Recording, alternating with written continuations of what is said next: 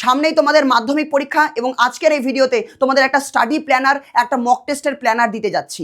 এই প্ল্যানারটাকে যদি তুমি ফলো করো তাহলে তুমি তোমার মাধ্যমিক পরীক্ষার প্রাপ্ত নম্বরটাকে অনেকাংশে বাড়াতে পারবে।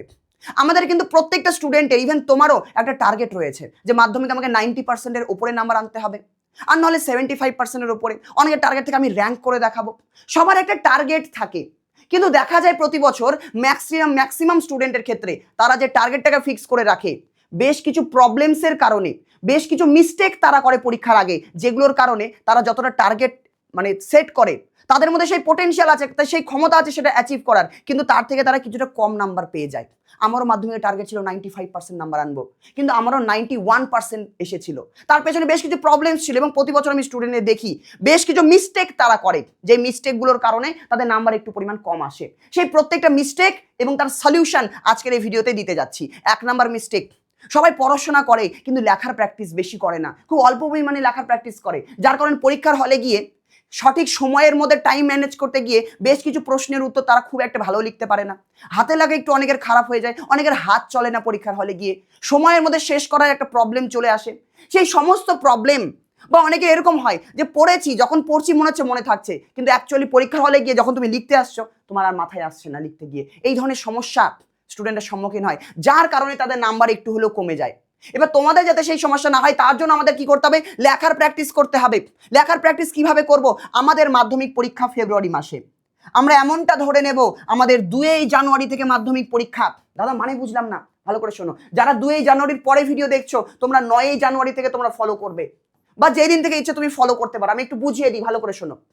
আমরা এমনটা মেনে চলবো, আমার 2 জানুয়ারি বা যেদিন তুমি ভিডিও দেখছো সেই দিন তার 1-2 দিন পর তোমাদের মাধ্যমিক পরীক্ষা, এরকম তুমি ধরে নিতে পারো। ঠিক, তাহলে আমি ধরে নিলাম 2 জানুয়ারি তোমার মাধ্যমিক পরীক্ষা। সারা বছর আমি কিছু তো পড়েছি, যা পড়েছি। আমরা কি করব, 2 জানুয়ারি থেকে প্রতিদিন সকাল 11টা থেকে 2টো পর্যন্ত, সকাল 11টা থেকে 2টো পর্যন্ত আমরা পরীক্ষা দেব।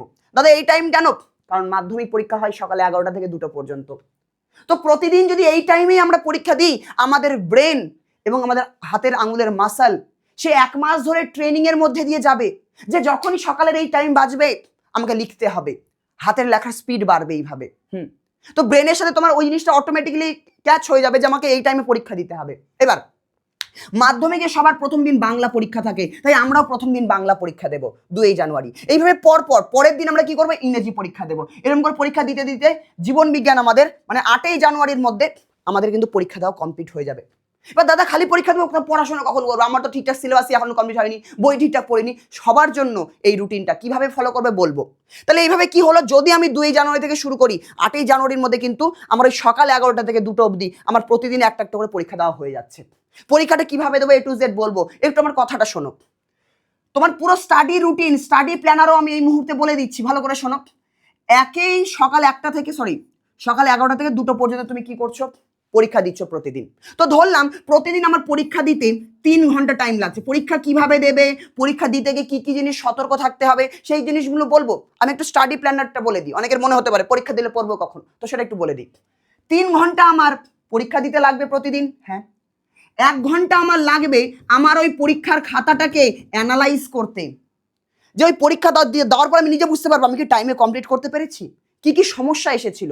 খাতাটাকে চেক করবো 1 ঘন্টা ধরে, যে কোথায় কোথায় ভুল করে ফেলেছি, অজান্তে কোথায় ভুল করেছি। তো 1 ঘন্টা আমার অ্যানালাইজ করতে টাইম লাগুক, অসুবিধে নেই। 4 ঘন্টা চলে গেল। এবার বাড়িতে আমাকে সেলফ স্টাডি করতে হবে, বাড়িতে তো পড়তে হবে বিষয়গুলো। তো বাড়িতে তুমি 6 ঘন্টা পড়বে, সেলফ স্টাডির জন্য আমি 6 ঘন্টা রাখলাম। যে প্রতিদিন আমি 6 ঘন্টা পড়বো, এটা কি ইউটিউব দেখে পড়া না, এটা আমার নিজে থেকে পড়া, এটা সেলফ স্টাডি। বই খুলে নোটস খুলে আমি 6 ঘন্টা প্রতিদিন পড়বো। কি পড়বে সেটা সম্পর্কে বলবো, বা তুমি রুটিনও বানিয়ে নিতে পারো, ঠিক আছে। তো প্রতিদিন 6 ঘন্টাকে আমরা পড়বো, 6 ঘন্টা করে আমরা সেলফ স্টাডি করবো। কত চলে গেল, 10 ঘন্টা তোমার হাত থেকে চলে গেল। আচ্ছা 10 ঘন্টা হাত থেকে চলে গেল, চলে আসো। এবার হয়তো তুমি ইউটিউবে পড়ো বা অন্য কোথাও পড়ো বা টিউশন পড়ো, যেখানেই পড়ো না কেন, আমি বলবো পরীক্ষার অ্যাটলিস্ট 20 দিন আগে টিউশন ফিউশন ছেড়ে দাও, বাড়িতে পড়াশোনা করো। টিউশনে যাওয়ার কি দরকার, তুমি সারা বছর পড়েছো, খুব বেশি দরকার না হলে টিউশন যাওয়ার দরকার নেই, বাড়িতে সেলফ স্টাডি করো। সারা বছর অনেক পড়ে নিয়েছো, টিউশন তো আমি বলবো এই মুহূর্তে বাদ দেওয়াই ভালো।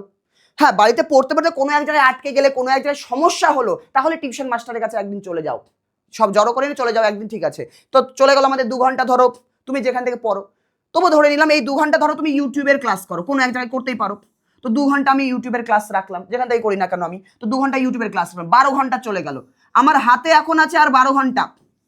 এই 12 ঘন্টার মধ্যে আমি কি করব, 7 ঘন্টা আমার ঘুম, আমার 7 ঘন্টা স্লিপ, 7 ঘন্টা আমাকে ঘুমোতে হবে, 7 ঘন্টা আমি ঘুমাবো। পড়ে থাকলো এখনো 5 ঘন্টা। এই 5 ঘন্টাকে আমি কি করব, 5 ঘন্টা পড়ে থাকলো। এই 5 ঘন্টার মধ্যে আমি ধরে নিলাম আমি 3 বেলা খাই, স্নান করি, একটু এদিক ওদিক রেস্ট ফেস্ট নিতে আমার 3 ঘন্টা লেগে যায়। ধরে নিলাম স্নান খাওয়াতে তোমার 3 ঘন্টা লেগে যাচ্ছে, 3 ঘন্টা লেগে গেল। এই 5 ঘন্টার মধ্যে আমাদের 3 ঘন্টা লেগে গেল। কেমন? এই 5 ঘন্টার মধ্যে 3 ঘন্টা আমার লেগে গেল ডেইলি অ্যাবলুশনস, খাওয়া দাওয়া ফ্রেশ হতে, তো 3 ঘন্টা আমার এখানে লেগে গেল। এখনো কিন্তু আমার হাতে আরো অতিরিক্ত 2 ঘন্টা আছে।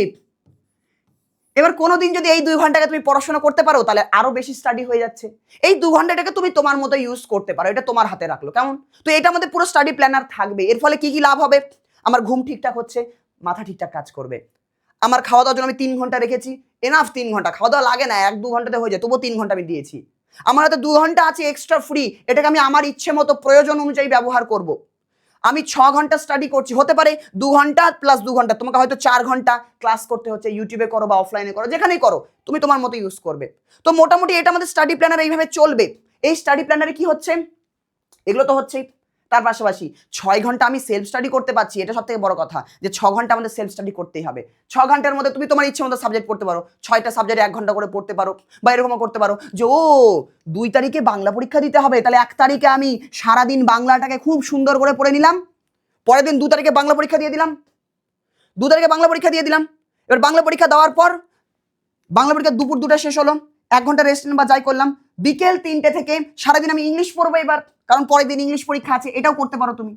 6 ঘন্টা ইংলিশ পড়লে তুমি হয়তো রাতের দিকে 3 ঘন্টা পেলে, আর সকালের দিকে, পরীক্ষা তো 11টা, তো পরীক্ষার আগেও তো 3 ঘন্টা পড়ার টাইম পাচ্ছ। তো এই 6 ঘন্টাকে তুমি ওইভাবে ইউজ করবে যে পরের দিন ইংলিশ পরীক্ষা আমাকে দিতে হবে, তাহলে বাড়িতে আমি ইংলিশ, শুধুমাত্র ইংলিশটাই ভালো করে পড়বো, বাকি ইউটিউবে আমি যেখান থেকে পড়ি না কেন বা টিউশনে যাই করি না কেন সেগুলো চলছে। এইভাবে ইংলিশ পরীক্ষা দিলে, এবার তোমার মাথা আছে ও পরের দিন ইতিহাস পরীক্ষা আছে, তাহলে সারাদিন তুমি ইতিহাস বইটাকে রিভিশন করলে। এরকম করে আমরা 7টা দিন, আমাদের 7টা দিনের এই সেটটা, এই সেশনটাকে আমরা শেষ করব। তাহলে আমাদের ডেইলি পরীক্ষা চলবে, সেলফ স্টাডি চলবে, সমস্ত কিছু চলতে থাকবে। আচ্ছা, এইভাবে আমরা প্রথমে একটা সপ্তাহ গেল। আচ্ছা, এবার প্রথমে একটা সপ্তাহ অনেক কষ্টের সপ্তাহ হবে, অনেকটাই কষ্টের সপ্তাহ হবে, কিন্তু যতটুকু সম্ভব আমরা করব। পরের তারিখ থেকে কি হবে, আবার 9 তারিখ থেকে আবার ওই একই রুটিন আমাদের কন্টিনিউ হবে, আমাদের ওই একই রুটিন আবার কন্টিনিউ হবে, আমাদের ওই একই রুটিন আবার কন্টিনিউ হতে থাকবে। একই রুটিন কন্টিনিউ হবে আমাদের 9 তারিখ থেকে। 9 তারিখ থেকে আবার আমাদের চলে আসছে কত তারিখ, 15 তারিখ অবধি। আবার ওই একই জিনিস, যে 8 তারিখে পরীক্ষা শেষ হলো, পরের দিন আমি কি করব, আবার বাংলা পড়বো। তাহলে বাংলা যেটা অলরেডি পড়ে নিয়েছি, ওই পড়তে গিয়ে কিছু কিছু বাদ যেতে পারে। অনেকের এরকম হতে পারে যে দাদা প্রথম দিনের পরীক্ষার সময় বাংলা গোটাটা পড়তে পারিনি, তাহলে যতটুকু পড়ে পরীক্ষা দিয়েছো ভালো কথা, কিন্তু যতটুকু তুমি দিতে পারোনি ততটুকু এখানে আবার পড়ে নেবে। এরকম করে আমাদের 15 জানুয়ারির মধ্যে আরো একটা সেশন শেষ হয়ে যাচ্ছে। তুমি যখন এরকম করে 2বার পরীক্ষা দিয়ে দেবে, তোমার মোটামুটি সবকটা সিলেবাস একদম ভালোভাবে কমপ্লিট হয়ে যাওয়ার কথা। তার পাশাপাশি তুমি পরীক্ষা দিয়ে এটা বুঝে যাবে যে কোন সাবজেক্টে আমি টাইম ম্যানেজ করতে পারছি না, কোন সাবজেক্টের টাইম ম্যানেজের সমস্যা হচ্ছে, কোন সাবজেক্টে হাতের লেখা একটু বেশি খারাপ হয়ে যাচ্ছে, ঠিক করার চেষ্টা করি, একটু খাতাটাকে সাজিয়ে লিখি। তো লেখারও অভ্যেস হচ্ছে, পড়ারও অভ্যেস হচ্ছে, সমস্ত কিছু অভ্যেস আমাদের গড়ে উঠতে যাচ্ছে। প্রথম সপ্তাহে কষ্ট হবে, কিন্তু এইভাবে যখন আমরা প্রথম সপ্তাহ, দ্বিতীয় সপ্তাহ, তৃতীয় সপ্তাহ, চতুর্থ সপ্তাহ 28শে জানুয়ারি পর্যন্ত, 29শে জানুয়ারি, 29শে জানুয়ারি পর্যন্ত এইভাবে যদি আমরা ডেলি লিখতে থাকি, ডেলি 3 ঘন্টা লিখছি, ডেলি পড়ছি, ঘুম ঠিকঠাক নিচ্ছি, এইভাবে চলতে থাকি, তো মোটামুটি আমাদের বডি যে কোনো নতুন জিনিসকে অ্যাডাপ্ট করতে 21 দিনের মতো টাইম লাগে।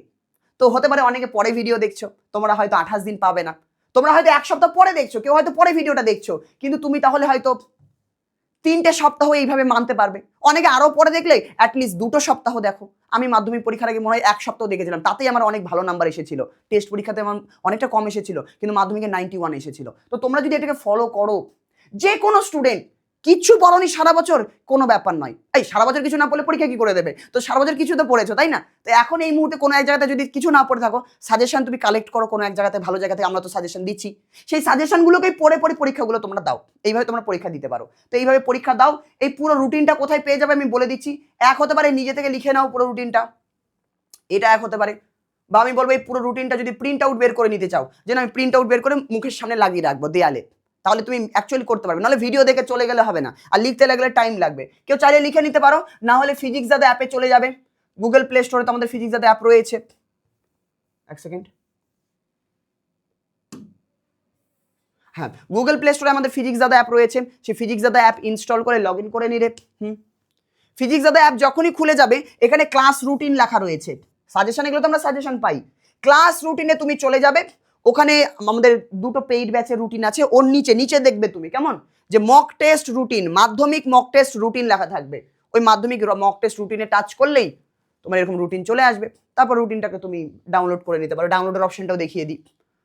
রুটিনটাকে ডাউনলোড করতে করবে বলছি, যখনই রুটিনের পিডিএফ খুলে যাবে, এরকম হয়তো রুটিনের পিডিএফ খুলবে, নিচে 3টে লাইন থাকে এরকম লাইন, এই 3টে লাইনে তুমি যেই টাচ করবে ওপরে এক্সপোর্ট বলে একটা সুইচ আসে, এই এক্সপোর্টে টাচ করলে তোমার মোবাইলে ডাউনলোড হয়ে যাবে রুটিনটা, তারপর ওটা তুমি প্রিন্ট করে নিতে পারো বা ডাইরেক্ট দেখে খাতায় টুকে নিতে পারো। এরকম করে রুটিনটা কালেক্ট করে নিও, কিন্তু শুধু রুটিন কালেক্ট করলে হবে না, এই জিনিসটাকে প্র্যাকটিক্যালি ইমপ্লিমেন্ট করতে হবে। এবং আমি এটা গ্যারান্টি দিয়ে যাচ্ছি, যারা অ্যাটলিস্ট 2টো সপ্তাহ এই জিনিসটাকে যদি মেনটেন করবে, তুমি নিজেও অবাক হয়ে যাবে যে দাদা এতদিন ধরে ভবঘুরের মতো ঘুরে বেড়াচ্ছিলাম যে কখন কি পড়বো, কিভাবে পড়বো, টাইম টেবিলই পাচ্ছিলাম না, পুরো টাইম টেবিল আমি বানিয়ে দিলাম। এবার এই জিনিসটাকে তোমাকে কি করতে হবে, ব্যবহার করতে হবে, শুধু ভিডিও দেখলে হবে না। তো এই জিনিসটাকে ব্যবহার করো, এবং আমি আশা রাখছি, আমি এটা আশীর্বাদও করছি, তোমাদের সবার পরীক্ষা অনেক অনেক অনেক ভালো হবে যদি এটাকে মেনটেন করো, এইভাবে পড়াশোনা করো। কেমন, দেখা হচ্ছে পরের ভিডিওতে, ততক্ষণ পর্যন্ত পড়াশোনা করতে থাকো, একদম জি জান লাগিয়ে দাও। মাধ্যমিক পরীক্ষার আগে আর 1 মাস রয়েছে, এই 1 মাসে কখনো এরকম রাখবে না মাথার মধ্যে, অনেকে আছো আমি জানি কিন্তু তাদের ঠিকঠাক পড়াশোনা হয়নি, কি হবে খুব টেনশন হচ্ছে, টেনশনকে এরকম ধরো, বের করো, ছুঁড়ে মারো, তোমার কাছে পুরো প্ল্যানার আছে, আমি এটা গ্যারান্টি দিচ্ছি। এই প্ল্যানারটাকে তুমি ফলো করো, এই প্ল্যানারটাকে ফলো করো, কিছু পড়োনি কোনো ব্যাপার না, তবুও সারাদিন বাংলা পড়ো, অনেকে আছে কিচ্ছু পড়োনি কোনো ব্যাপার নয়, কোনো এক জায়গাতে সাজেশন নাও, আমরা তো দিচ্ছি সাজেশন, আমাদেরটা ফলো করতে পারবো, করলে হয়ে যাবে। সারা বছর কিছু পড়োনি মানে সাজেশন তোমায় পড়তে হবে 1 মাস আগে, তো আমাদের সাজেশনটাকে নাও, বা তুমি যেখান থেকে সাজেশন নিচ্ছ না কেন ভালো এক জায়গাতে সাজেশন নেবে, সাজেশন নিয়ে তুমি কি করবে যে আচ্ছা 2 তারিখে তাহলে আমি বাংলা পরীক্ষা দেবো, তাহলে তার আগের দিন সারাদিন বাংলার সাজেশন পড়ো, যেইটুকু পড়তে পারছো ওইটুকু পড়ে পরীক্ষা দাও, পরের দিন ইংরেজির যেইটুকু পড়তে পারছো দাগিয়ে রাখো, পড়ে পরীক্ষা দাও, পরীক্ষা দিলেও তুমি বুঝতে পারবে যে কোন প্রশ্নগুলো পারছি না, যেই প্রশ্নগুলো পারছো না তার মানে ওই চ্যাপ্টারটা তোমার উইক আছে, ওই চ্যাপ্টারটা তোমাকে পরের পরীক্ষার সময় আরো একবার ভালো করে পড়তে হবে। এরকম করে প্রথম পরীক্ষা দিলে, আবার দ্বিতীয় সপ্তাহের পরীক্ষা দিতে গিয়ে যেটুকু আগেরটাতে পড়তে পারোনি সেটা এখানে পড়ে নাও, এরকম করে আমাদের রিভিশনও চলতে থাকবে, পরীক্ষা চলতে থাকবে, A to Z হতে থাকবে। এটাকে ফলো করো, দেখা হচ্ছে পরের ভিডিওতে, ততক্ষণ পর্যন্ত টাটা, বাই বাই।